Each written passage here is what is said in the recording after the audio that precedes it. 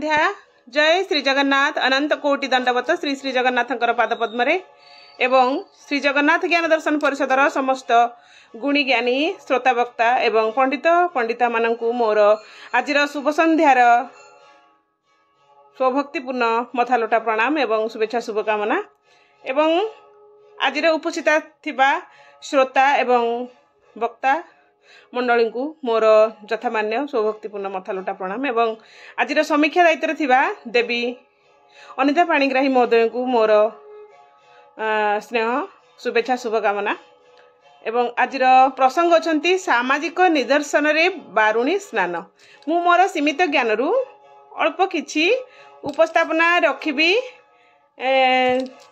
जदि मोर किछि त्रुटि रुहे निश्चित पंडित मंडली मते क्षमा देवे बोली आशा एवं विश्वास।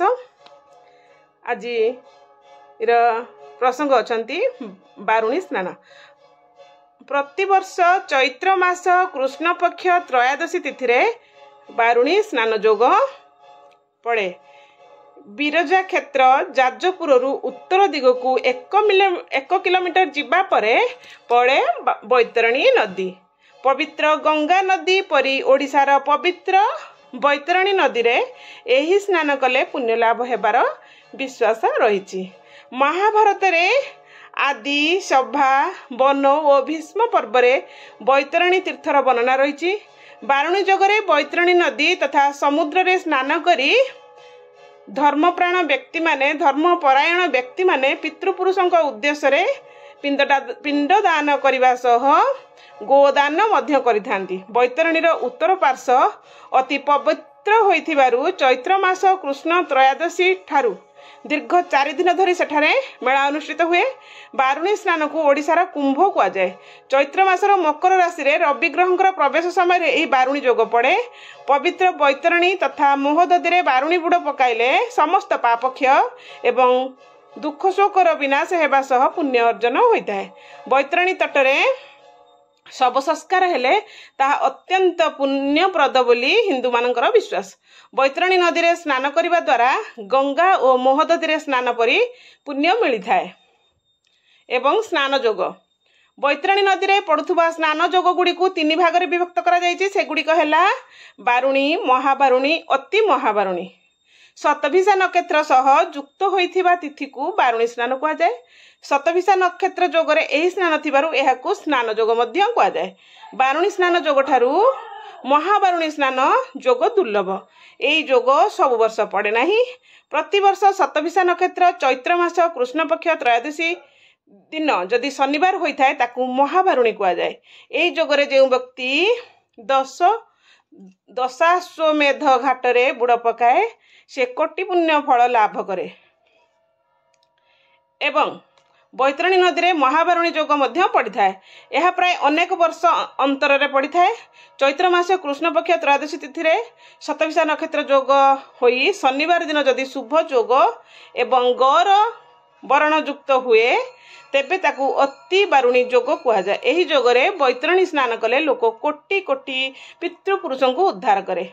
एही जोग स्नान रात्रि पड़ू किंबा दिन रे पड़ू स्नान करवा उचित। बैतरणी नदी रे बारुणी स्नान जोग रहिथिबारु दशाश्वमेध घाट निकट रही जगन्नाथ मंदिर एवं सप्तमातृका मंदिर लक्ष्मी मंदिर मुक्तेश्वर शिव मंदिर सिद्धि गणेश एवं श्री विग्रह नवग्रह मंदिर सह अनेक तीर्थ पीठ भक्त माने बैतरणी बुड़ पकाई पिंडदान करिया परे समस्त देवदेवता को दर्शन करिथांती। ए जो आमर बारुणी स्नान उपरे गोटे छोट कहानी अच्छी मु उपस्थापना रखुची सेटा मत निश्चित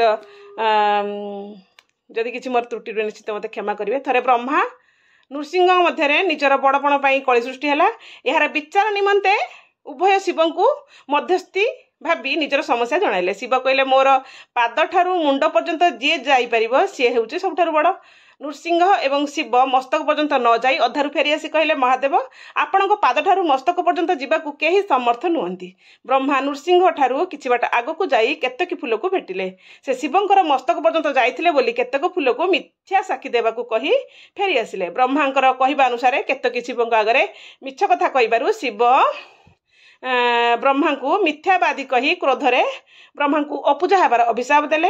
अभिशापरू मुक्ति पाइबा पई ब्रह्मा शिव निकट प्रार्थना करिबारु शिव तांको पवित्र बैतरणी नदी कूल यज्ञ करी यज्ञ पुरुष विष्णु को संतुष्ट करने को कहले। ब्रह्मा विरजा क्षेत्र में यज्ञ स्थान रूपे निरूपण करी बैतरणी को सही क्षेत्र में प्रभावित होगा अनुरोध कले। ब्रह्मा श्रुति रे संतुष्ट होई बैतरणी ब्रह्मा पछे पछे चलिले। किछि बाट गला परे ब्रह्मा को कुळुकुळु शब्द सुबिला नाही। पछकु फेरी देखिले बेलकु नदी अदृश्य हो जाइछि। एहार कारण जानिबा पई ब्रह्मा ध्यान रे बसिबारु शून्यवाणी हैला जे निबिड़ अरण्य रे थिबा रमणींकर नग्न रूप देखि उभय आत्मगोपन करिसंती। जदि प्रति कोण रे शिवलिंग स्थापन करा जाए तेबे शिव दर्शन रे पाप मुक्त होई से यज्ञ स्थान को जाई परिबो। तेणु ब्रह्मा प्रति कोण रे गोटे शिवलिंग स्थापन कले। गोनासिका पर्वतरू एक कोण दूर रे प्रथम शिवलिंग स्थापन कले जार नाम ब्रह्मेश्वर। तापरे प्रति कोण रे कुशलेश्वर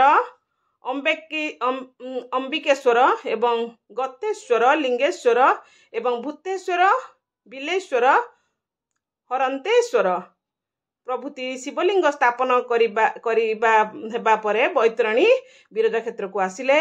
एही लिंग गुड़िक मध्य शेष लिंग सबुठारु शेष लिंग हेउची सिद्धेश्वर। एइठारु ब्रह्मा बैतरणी को उत्तरवाही करी देइथिबारु आउ सेइठारु शिवलिंग देखिबाकू मिले नाही। विश्वास रही जदि कहीं विरजा क्षेत्र बारुणी तीर्थ रे स्नान करी पितृपुरुष को पिंडदान करे तेबे से 10 प्रकार पातकरू मुक्ति पाई थाए। जय श्री जगन्नाथ। अनंत कोटि दंडवत श्री श्री जगन्नाथंकर पाद पद्मे।